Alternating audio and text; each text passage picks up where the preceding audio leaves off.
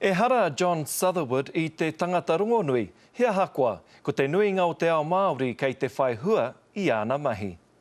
He ua te kite, nā te aha I tutuki ai I tēnei koraua pāpaku, ngā kau pāpaku hoki, tētahi kā wanatanga te whakakorikori. Engari, I tutuki.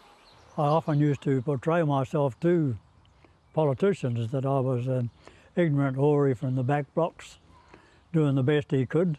When I tell them that one now, they just laugh at me.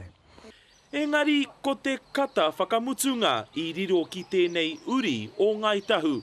I te tau 96, I tutuki ia John te whakataunga mo e nei ngahere o Waitutu. E warurau ngā whānau o te Waipounamu, ka whai moni hua I taua whakataunga I a tau.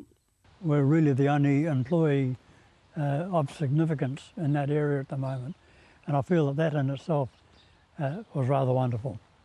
Heoi e whitu tau I muri mai I hia te tari tāke, ki te tāke I te whakataunga mō Waitutu. Ka mutu ko te nui o te tāke, he nui ake I te uara o te whakataunga.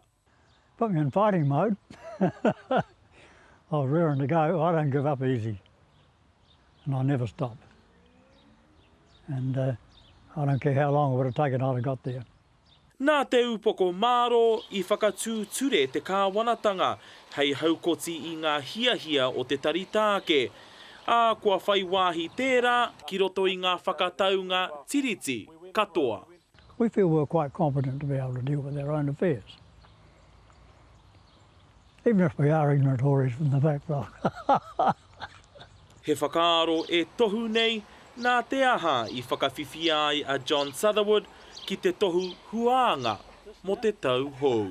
Ki ngikiri ona te karere.